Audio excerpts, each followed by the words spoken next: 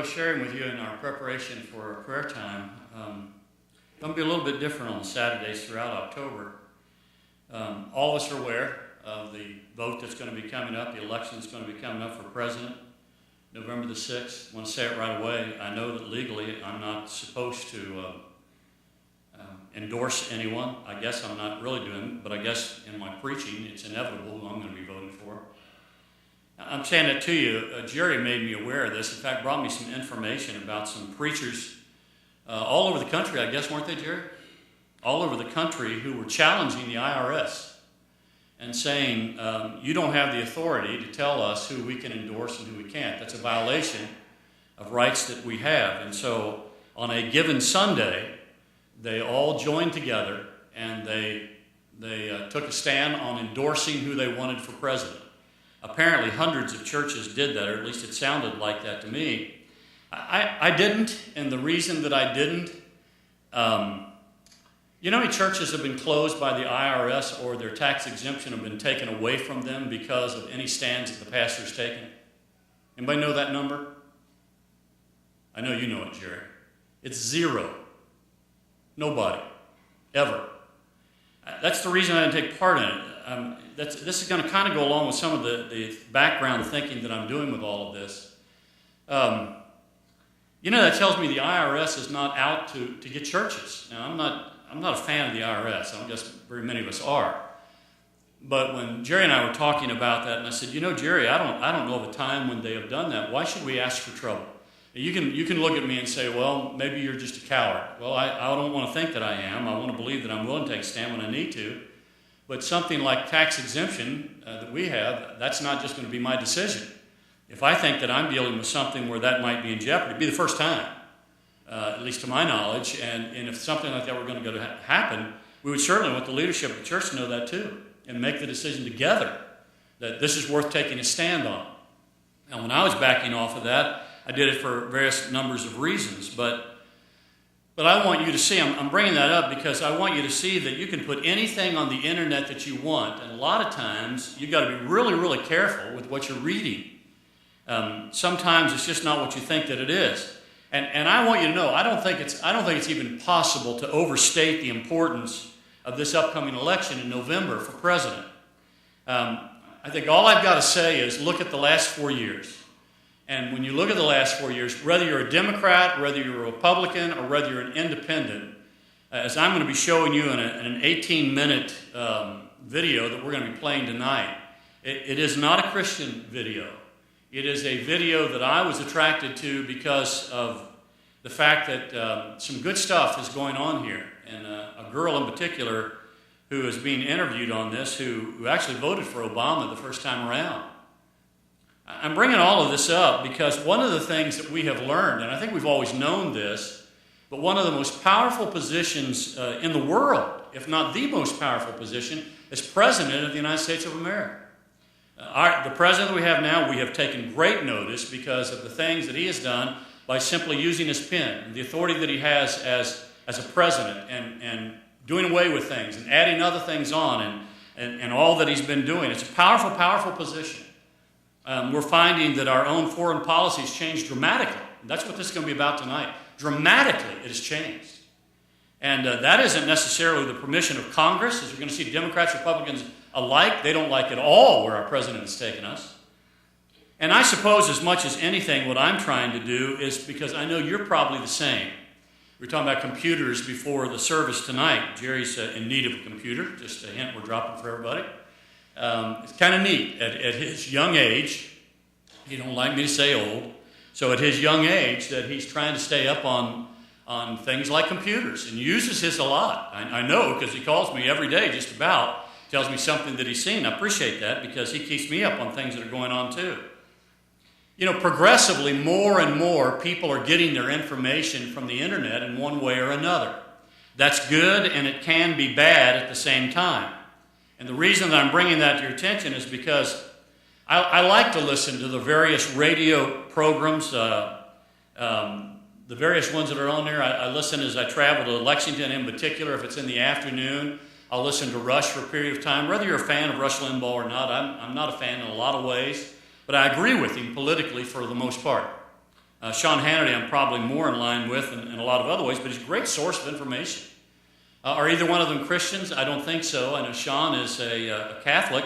Doesn't mean that he couldn't be saved, but it may be that. My point is that more and more information is being gotten from the internet. People are getting it, and people are thinking because it's written down that it is legitimate, and that's not necessarily so. I remember years ago that Oscar and Sam and I and Ken Roberts, we went down to Mexico, and we were concerned about where we were going to stay, and I had a brochure, and I remember showing it to Oscar. He started laughing. He said, they can put anything on paper. We need to remember that about the internet. You can put virtually anything on the internet. Doesn't make it so. One of the things that I've been doing, especially, in fact, I've been doing it for quite some time, but in some very focused areas. If you get on Facebook, that's a social site that you can get on. It will keep you up. A lot of people in our church have accounts with that's a free account. And they get on there and they read things that they'll post. Some people give you every detail of their life. Some people don't do that at all. I usually glance through it really quick in the morning. I'm not on there 5 minutes, and I just see if there's anything that interests me, and then I'm off of it. But occasionally there's something that you will get that you look at and say, wow, is that true? Could that be true? Most people aren't checking things out. My sister in California sends me tons of stuff just about every single day. And the information that she sends me, it's really impressive. And I'm going to read to you one that was really impressive to me. And then I thought, you know what, I'm going to check that out. Now, I don't always. I'm going to tell you that. One of the things that I read in some future studies that I've been doing, I've done it myself, where I've said that you have heard the facts that the divorce rate among non-Christians is something like 1 out of 2. Depends who you're reading, but it's right around there. And somebody a few years ago came out and said, well, Christians, it's no better. And one guy in particular who is known for research, he says that was one of the most damning things that was ever put out on the internet. That Christians are having more divorce, as much divorce as what there are in the world. And he said, it's just not so. And then he goes into the reasons why. Now, I'm using that because I know that will attract some of your attention. I was looking for information that I wanted to glean and use tonight and for future messages on Wednesday. Here's what my thinking is. How can I equip our church in a fundamental way of how to vote in November of this year when we're going to be voting on whether it's going to be Romney or whether it's going to be Obama?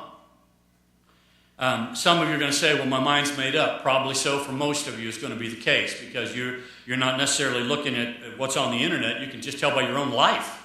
You can tell by what's going on, the condition our country is in, the moral values that we stand for, and the various ones who are running for whatever, they don't stand for those things. But I want to give you an illustration of how this sounds, okay? Here's something that was sent to me, and here was the heading that was sent to me. This came on it was an email to me personally. And here's what the heading was. Store mall closing in Houston, Texas on September the 11th in honor of one of the terrorists. That caught my attention. I thought there's no way that's going on in our country. Well, I began to read it. And when I began to read it, here's what it said. Harwin Central Mall. First thing I did was get on there and check out, is there any such mall like that in Houston, Texas? There is. Harwin Central Mall. The very first store that you come to when you walk from the lobby of the building into the shopping area had this sign posted on their door. We will be closed on Tuesday, September the 11th, 2012, to commemorate the martyrdom of Imam Ali. Imam Ali flew one of the planes into the Twin Towers. And then the person who put this on said, nice, huh? Try telling me we're not in a religious war. Well, as soon as I read that, I got angry. You get angry all the time. When you get Jerry angry enough, he'll call me up, and he vents with me. He lets me know what he's angry about, and usually I'm laughing at him because I'm usually angry about the same thing. Now, let me tell you something. All of this is false. Every bit of it's false. I don't know where somebody claims they got it, but you can go to snoops.com, and they will tell you. Now, I know long ago there was a thing that came out on Snoops that said you can't rely on them. Well, they're a lot more reliable than anything that I know of. There are other places too. And the first thing that happened on Snoops.com when I put in the Harwin Central Mall, that's what I did a Google on. And as soon as I did that on their site, immediately in red letters it came up in bold red letters, false. F-A-L-S-E, false. And so I began to read through it. And this guy that owned the store, he was indeed a Muslim. He was indeed commemorating this Imam Ali, which was not one of the people that flew a plane into the Twin Towers or into the other areas, that whole thing on 911. He had nothing to do with any of that. Now, I'm bringing that to your attention because one of the things that we can all do if we're not very careful, and none of us want to do it, is we discredit ourselves. We don't, even in a situation like this upcoming election, we do not want to be people who are going to be believing lies because we have not checked them out. I want to tell you, I'm going to be very careful about this, but I've been doing this also on theological things. There are people that will put astounding theological things on their Facebook sometimes emails to me, sometimes just out there on the internet. And I look at them and I think, well, I can tell that's not true. I can just tell it's not true. Now, I'm talking about theology now. And then I began doing some research, and I find that listen, anytime you get something that's put down on the internet and there's no documentation, what I mean by that is, here's where I got this. You probably shouldn't use it. There ought to always be documentation that is there. And on these theological things, no documentation whatsoever about where things came from. And I have found so far, 100% of the time, that the documentation has been reliable and that the claims that have been made theologically are not so.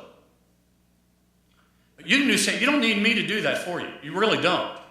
Now, I could do that. I could call out the subject, and some of you would know exactly what I mean. I'm trying to be vague about this.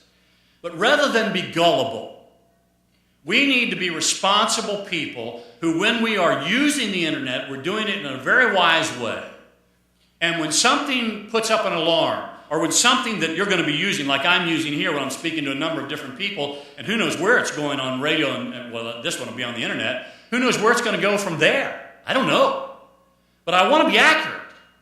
I want to make certain that I'm being accurate, and a lot of what I'm saying to you, I'm saying it because of the fact that this will be on the internet too. And those who will listen to it, for any amount of those who will listen to it, to be very aware that you can put anything you want on the internet. That doesn't make it so. And so if you're going to believe something, if you're going to spread something, if this could be damaging to any particular individual, if you were to share it, document it. Make certain that you have documentation behind it. Now, that's really not what the message is about, and you're probably looking at me and saying, man, you really got riled up about something today. All I did, I got riled up about the very thing that I just shared with you, because I put that in this message, was developing it to go another way, and I thought, you better check that out. I don't always do that. You better check that out. And it was almost like God was warning me, and it only took me 15 seconds. And I got on there, and bam, there's false. I found out it was false. Now, there are a lot of facts that are just obvious. You don't have to do any checking at all, because if you just stay up with what's happening, you'll be well equipped to go vote for who you ought to vote for. And that is to say that, in particular, I really don't want to get with Mitt Romney, because that's a whole other subject. And in fact, a number of you have come to me from time to time and said, "Can you vote for a Mormon?" Yeah, I can, and I will. Is that an endorsement? Well, I'm just telling you at this particular time, that's where I'm at. If the vote were held today, that's what I'd be doing. You can look at that and say, boy, I can't even believe that you're saying it. Well, who would you vote for? Is it going to be Obama? And you think that's a better choice? And so what's your other choice? I won't vote at all? Come on, we're Americans. I don't know. I wasn't real excited about some people we've had in the past, but the people of the United States of America said, here's guys we want to put forward. We may differ with them. But we need to have the wisdom to understand that when it finally comes to the place where these are the guys, you're either going to vote or you're not. And what concerns me is if you don't vote, that's worse than anything that I can imagine. We have a friend in Cincinnati that I won't go into, but they've never voted, and they won't vote. And their reasoning is not good reasoning at all, but please understand what I'm saying to you. Whatever you're going to do, vote. That's one of the greatest rights, if not the greatest right as an American for us to be able to have. All you've got to do, for me, I look at the morality of those that are running for whatever office. I remember a long time ago, and I probably shouldn't have done what I did, but we were at some local thing where they had a politician that came in, and I really didn't know where the guy stood on it. Didn't know him at all. And I went up to him and I said, "Where do you stand on abortion?" And he kind of put me down. He started laughing in a kind of a sarcastic way. And he said, "You know, the office that I'm running for abortion doesn't make any difference." That's what he said. And I said, "I don't care what office you're running for. What you believe about abortion is very important to me, because I won't vote for you if you believe in abortion, because I believe it's murdering kids." Now, I was very blunt about that. I found out later on this guy was not for abortion, and I don't remember a whole lot about it, but you can look at the moral values that we have.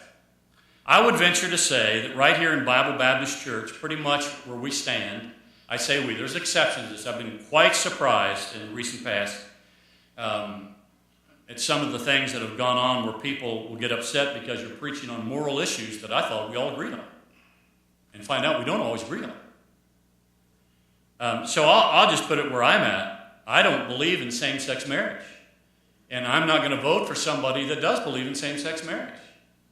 I know that Romney has stated that he does not, and I know that Obama has made it very, very clear that he is standing for that, for same-sex marriage.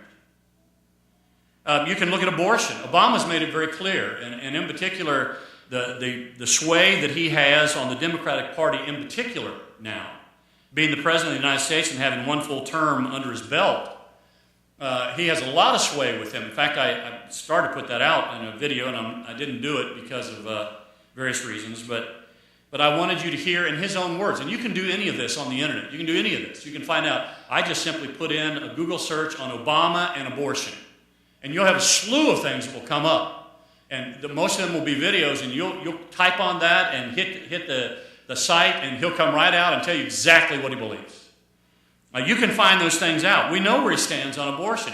He knows that the party that he is with, they have put that in their platform as well as same-sex marriage. Now, if you're for those two things, it's very clear who you're going to vote for. Another one is the economy. I put it right in the middle of everything because to me that is not the most important thing, but it's important. What's your house worth right now compared to what it was worth before he took office? I mean, Sam, you're in that all the time. Take a look at the economy that's around us. And I want to tell you, when I'm looking around at most that I'm aware of right here in our church, God has blessed us abundantly. Do you realize that in the times in which we live, we've been able to pay off this building, and we've got about $500,000 to pay off on that other building, and that God has blessed us abundantly in a time when a lot of people are suffering. A lot of people are suffering. His knowledge of the economy has been destroyed as far as I'm concerned, if he had any at all to begin with. Of course, I'm speaking of our president right now, and I'm trying to say that respectfully. I don't agree with him on much of anything, but as I'm looking at that stuff, I do want to be accurate.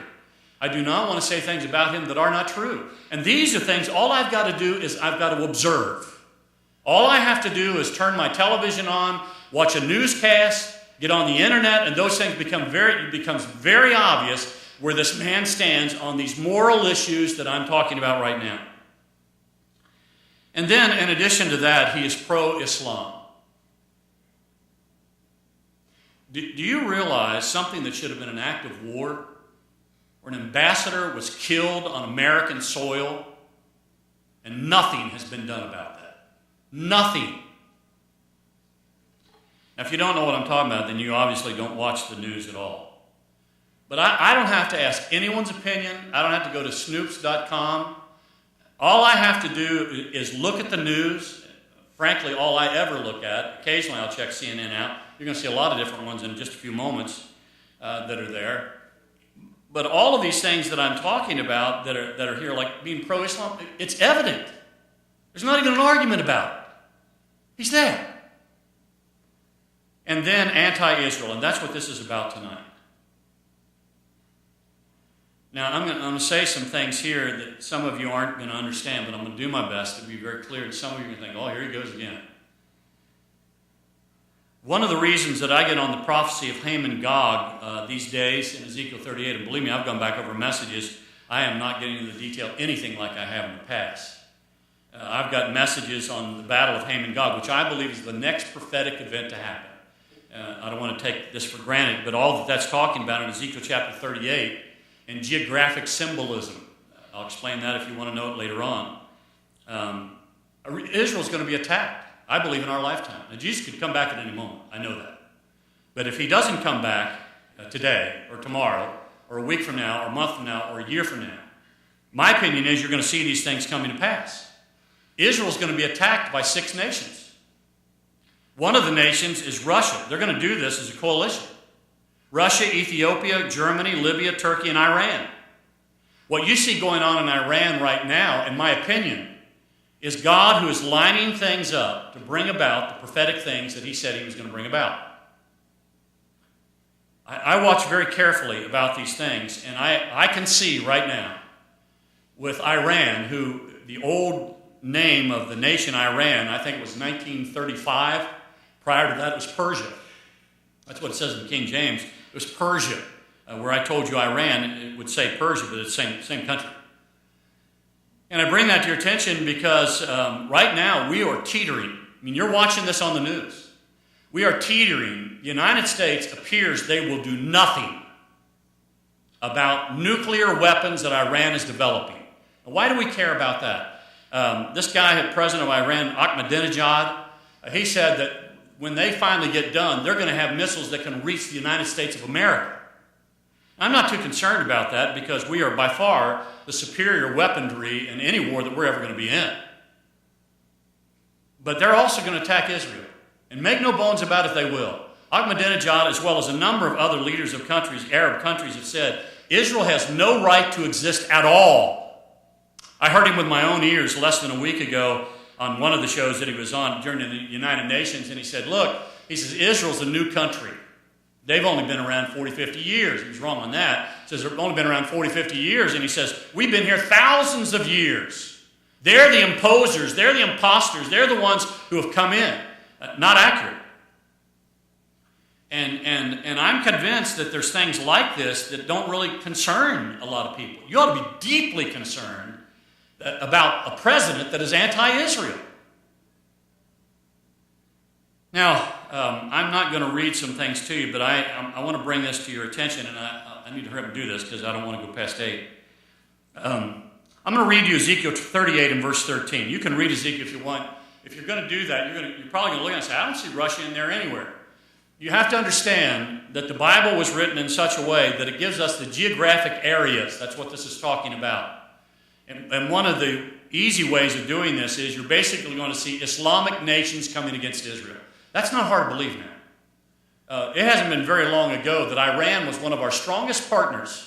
Back in the 1970s, they were one of our strongest partners. It was at the end of 1970 that imam came in. They took all those Americans as hostages, and Jimmy Carter was the president. They refused to let him go until Ronald Reagan became the president. You remember any of that? Any of it? I remember that well. How we botched it. We saw how badly our military had gone down. They couldn't even go in and rescue anybody. They were crashing helicopters and all kinds of bad stuff was happening. Well, if you were to look at this geographically, you would understand very clearly. And I've done that in the past. I don't mean to overlook that for some of you. But here's what Ezekiel chapter 38, verse 13 says. You're just going to take my word unless you want to check with me later, and I'll give you more in-depth things. Sheba and Dedan, that's Saudi Arabia, modern-day Saudi Arabia. There's almost no argument about that at all. Sheba and Dedan and the merchants of Tarshish, that's a key thing. The merchants of Tarshish. Who is that? What was Tarshish back in that day? Why is he talking about merchants of Tarshish right in the middle of a prophecy? What part do they play in any of this? I'm going to explain it. With all the young lions of Tarshish, art thou come to take a spoil, they will say? That is Saudi Arabia, Great Britain, New Zealand, Canada, the United States of America. That's who the young lions are. USA is in there too. And we're going to be saying to Russia and her coalition, are you coming to steal from Israel? Are you coming to take the wealth out of the minerals of the Dead Sea? Are you coming to take the wealth that they have in produce alone there? We're going to stand up and say, don't do that. But they're going to come and do it anyhow. See, that indicates that if this is the United States, we are at least weak. Nobody's paying any attention to us. It scares me. Art thou come to take a prey, to carry away silver and gold, and to take away cattle and goods, to take a great spoil? Now, I've got a lot of information down here, and all I'm going to do is tell you that Tarshish and the merchants of Tarshish, I've already identified them. Tarshish was known to be in Spain. When Jonah was running away from God, you remember when God spoke to Jonah and said, I want you to go to Nineveh and preach to them. They need to repent of their sin. And you remember he got on a ship and they started heading out. You know where he was headed? He was headed to Spain. That was the end of the earth back in those days. That was as far as you could go. That was the known world at that point in time. From the Atlantic Ocean on, nobody knew what was there. Well, somebody knew what was there because we're Indians here and the like. But nobody that we have any writings of that we could understand that with. And so here's the point I want you to get. If we can find the United States of America anywhere in prophecy, this is it. I'm telling you, I've been a great student of prophecy, and I can't find any other place where it's at. I'm going to read you Ezekiel 38. This is all in the same prophecy, Ezekiel 38 and verse 21. God is speaking when he says, and I will call for a sword against him, against Russia and her allies. I will call for a sword against Russia and her allies. Now, this encourages me. Throughout all my mountains, saith the Lord God, every man's sword shall be against his brother. And here's the point I want to make, and then I'm going to get to the video. Somebody stands up and says to Russia and her allies, what do you think you're doing? That somebody is standing up for Israel.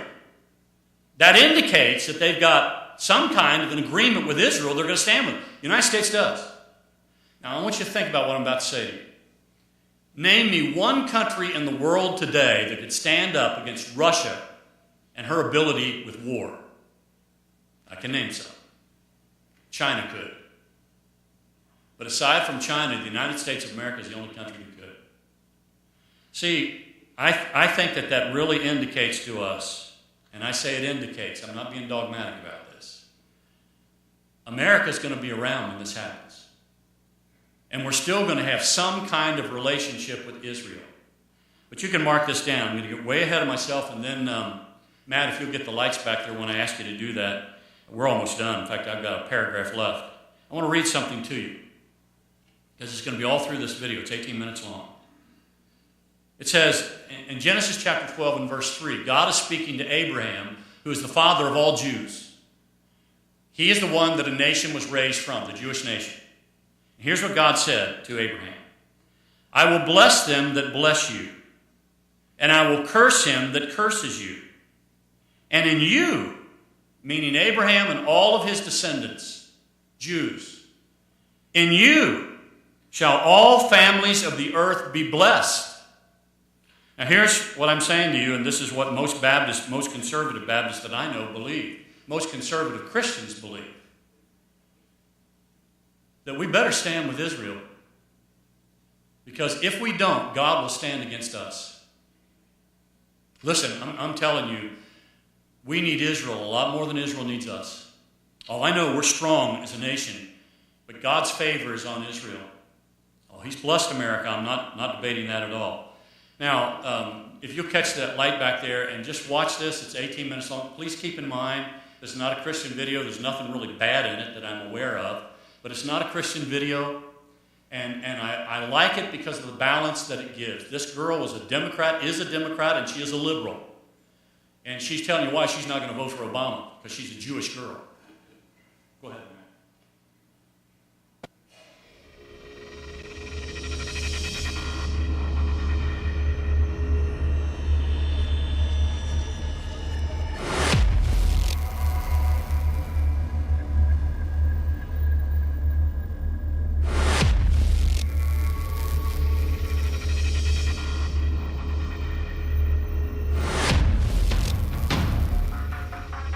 I don't know how many people realize this, but today, as we speak, Israelis are lining up for gas masks and cleaning out their bomb shelters. A common sight in Jerusalem these days, gas mask distribution, as a possible armed conflict with Iran seems to be looming. I hope we will not need the mask. We will not have to use them. It is very, very scary. Iranian President Mahmoud Ahmadinejad has made one of his sharpest attacks yet on Israel. He says there's no place for a Jewish state in a future Middle East. I've heard President Obama say he won't let Iran produce a nuclear weapon and that he's a staunch defender of Israel. My commitment to Israel and Israel's security is unshakable. It is unshakable. But today, I'm not so sure. It's been really scary to hear many of his longtime supporters questioning his commitment to Israel. I believe we are seeing a dramatic change in the relationship between the United States and the State of Israel, and that it is being orchestrated by President Barack Obama. So I decided to look into it, and what I found really surprised me. The more I learn about his record, the less confident I am that President Obama really does stand with Israel in these critical moments.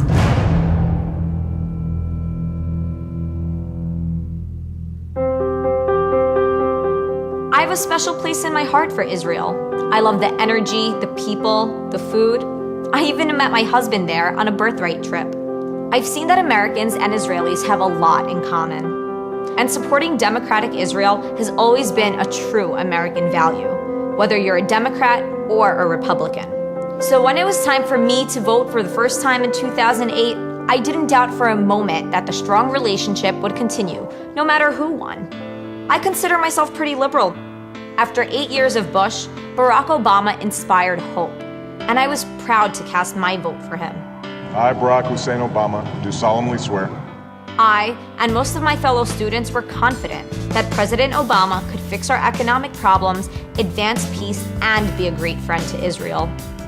But today, I'm having second thoughts, particularly as I learn about the president's record across the greater Middle East. I think the opinion in Israel on Barack Obama is a very polarized, very divided opinion. There was this outpouring of excitement that a U.S. president had reached out to the Arab world. And I think part of it was catching on to the excitement in the United States among younger people that it would be a new type of presidency. I've come here to Cairo to seek a new beginning between the United States and Muslims around the world.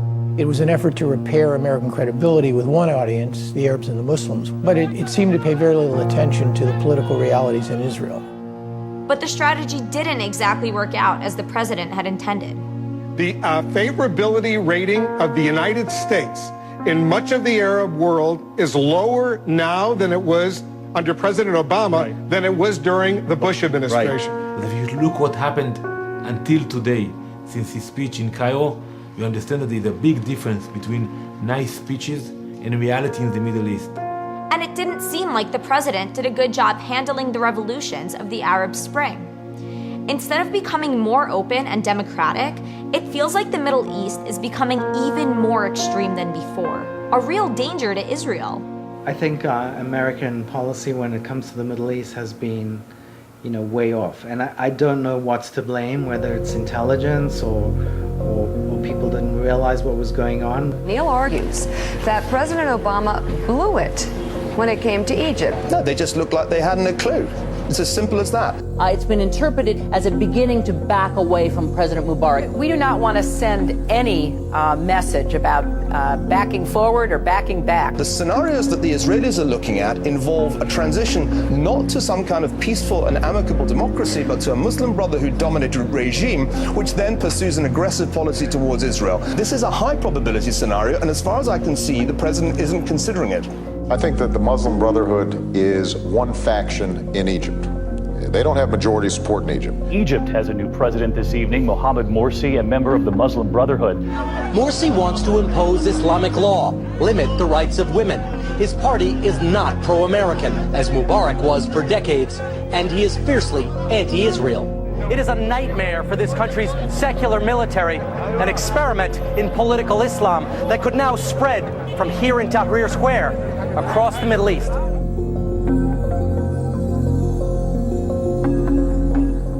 After decades of peace, the historic treaty that Israel signed with Egypt may soon fall apart. What's happened in Egypt and Libya and now in Syria is something that I think shouldn't concern just Israel, but should concern the entire world.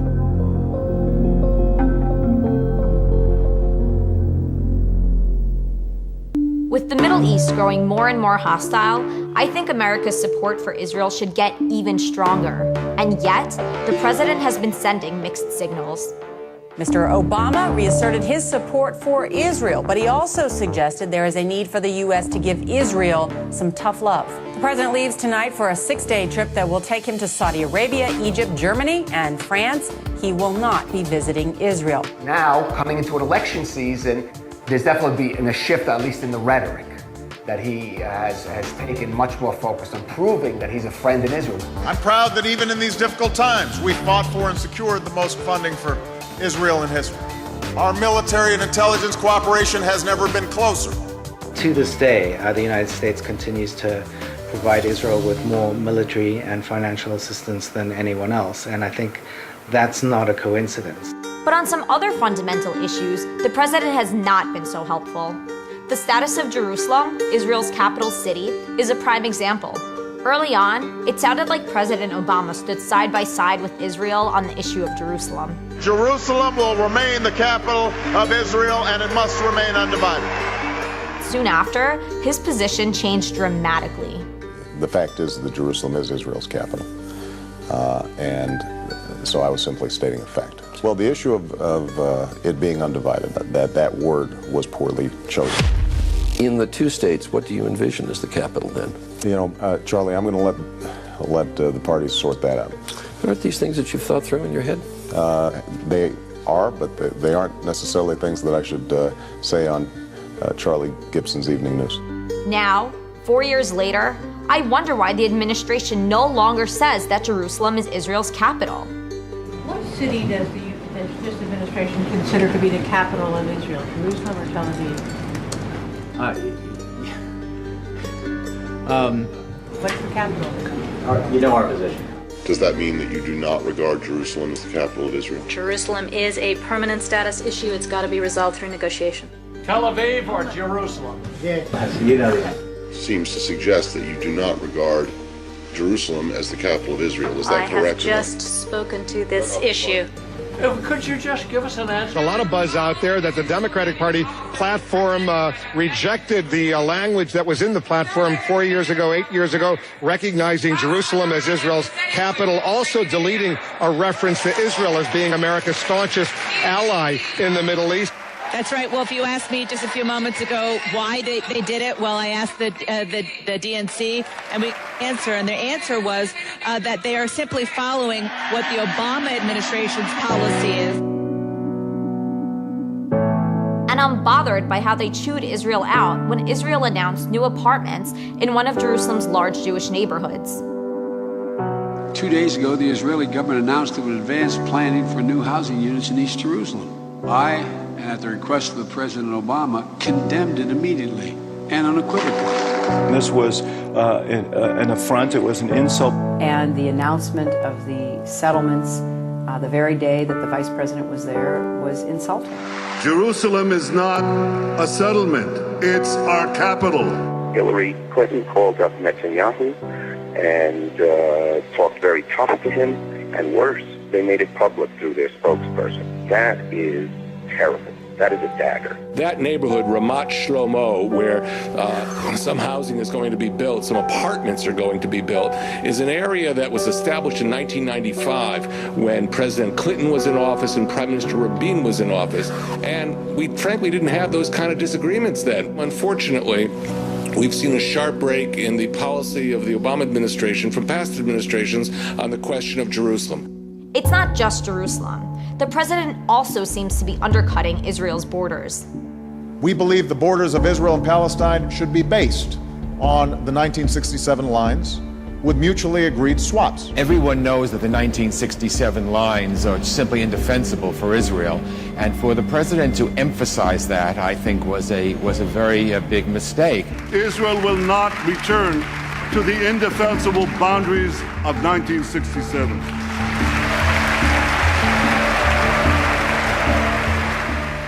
I believe that President Obama and his administration wanted to intimidate Israel so as to get concessions which Israel would not normally provide because it would affect its own security.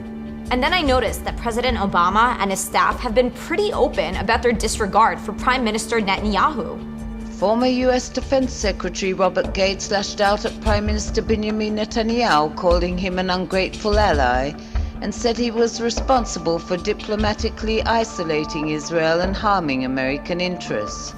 Look, it's not just that Secretary Gates made a comment of Netanyahu and Israel being an ungrateful ally, but there are recordings of President Obama speaking to President Sarkozy about how much he doesn't like Netanyahu. Barack Obama and Nicolas Sarkozy are now being quoted from a conversation they had about Israeli Prime Minister Benjamin Netanyahu. This is what President Sarkozy is reported to have said. I can't stand him anymore. He's a liar. President Obama reportedly replied, you may be sick of him, but me, I have to deal with him every day. It seems like the president has been openly hostile to the prime minister for a while. More now on that White House meeting late yesterday between President Obama and Israeli Prime Minister Benjamin Netanyahu. Unlike past White House meetings with Israeli leaders, this time no press, only underscoring the tense relations. The president was extremely rude to him, treated him as though he were a third world tyrant, and instead of one of allegedly the United States' closest allies. While President Obama thankfully has maintained America's military aid, it really looks like he has hurt Israel strategically in other key areas. Yet now, close to the elections, we're being told that President Obama is the most pro-Israel president in recent history. I'm proud of our record. I believe that no president since Harry Truman has done more for Israel's physical security than Barack Obama. I'm not sure I believe it anymore. Israel's ambassador to the United States, Michael Oren, has reportedly said U.S.-Israeli relations are facing their worst crisis in 35 years. We should not worry about the United States-Israel relationship. We should worry about the Obama administration-Israel relationship. The thing I'm most worried about is the president's approach to Iran, the most dangerous threat facing Israel and the free world today. Referring to Israel as a cancerous tumor that should be cut, the Islamic Republic's supreme leader says that Iran will help any nation or group that confronts the country. In a televised speech, Ahmadinejad said the very existence of the Zionist regime is a, quote, affront to all world nations. He called on all human communities to, quote, wipe out this scarlet letter from the forehead of humanity. Another call for the destruction of Israel. We have to be very realistic about this. We now think they have close to 5 bombs worth of enriched uranium. The president says tough sanctions are at the center of his Iran policy, but it seems like they could be a lot stronger. And we have imposed the most comprehensive, the hardest hitting sanctions that the Iranian regime has ever faced. Certainly tough talk, but does it add up? No. The U.S. has exempted 11 nations from financial sanctions in connection with their purchases of Iranian oil. Right now, the President of the United States, the Secretary of State, have put their reputations on the line. The U.S. is implementing the toughest sanctions in history on Iran. That's true. But all these loopholes still exist, and they exist because the U.S. government lets them. Mr. Secretary, I have to be honest with you, I'm extremely disappointed. The clock is ticking. The published reports say we have about a year. Now, when are we going to start our sanctions regime robustly? 6 months before the clock has been achieved? Before they get a nuclear weapon? Nothing that we have done has caused the regime in Tehran to alter its course on the nuclear development program at all. I think right now, at least on the face of it, is the Obama administration's highest foreign policy priority is to prevent an Israeli strike on Iran. It's widely believed that Panetta and others have been practically pleading with the prime minister not to do anything before the election. Washington is against unilateral Israeli action. The Obama administration saying there is still time for sanctions to work. Already there's too much loose talk of war. For the sake of Israel's security, America's security, and the peace and security of the world, now is not the time for bluster. Now's the time to let our increased pressure sink in. Barack Obama will be remembered for one thing: if Iran develops nuclear weapons during his watch. That's what he'll be remembered for, whether he passes health care, whether he restores the economy. This is a world-transforming event. When I stop to think about the situation and the possible outcomes, it really scares me. Rather than doing what we can to make Israel safer, we have allowed Iran's nuclear program to inch toward the point of no return. So there should not be a shred of doubt by now. When the chips are down, I have Israel's back. I have Israel's back. Did very publicly say, we've got Israel's back. What does that mean? What it means is that historically we have always cooperated with Israel with respect to the defense of Israel. It was not a military doctrine that we were laying out for any particular military action. I'm just not sure that the president really does have Israel's back. And I know I'm not alone. A number of surveys have shown that Israelis are fearful or suspicious of Obama, especially in a second term. But I think he's handled the relationship with Israel in a way that has encouraged Israel's enemies. The great fear among many American supporters of Israel, Jews and Christians alike, is that a second Obama term could be more dangerous for Israel than the first Obama term was. I don't even want to imagine things getting more dangerous. There's a troubling pattern that has developed over the last 4 years, and I think it's only going to get worse. Even liberals, they understand that President Obama is biased against Israel. And I regret that, because I know that Israel and the American people, we have the same future, we have the same values, we all love democracy, human rights, and we have the same enemies as well. Israel may soon find itself fighting for its very survival once again. And while I am proud that Israel is strong enough to defend itself, I'm extremely disappointed that President Obama has managed to put Israel into an even more difficult position than it needs to be. What Israel needs to know is that the United States of America will be standing with it shoulder to shoulder without a ray of sunlight between us when it comes to safeguarding its people, its security, and its right to exist in peace. Today, the world is changing before our eyes, but it is not the change I hoped President Obama would bring. This time around, Obama won't be getting my vote. As Americans, we should be staying true to our values and true to our friend Israel. And in 2012, that friendship starts with the president.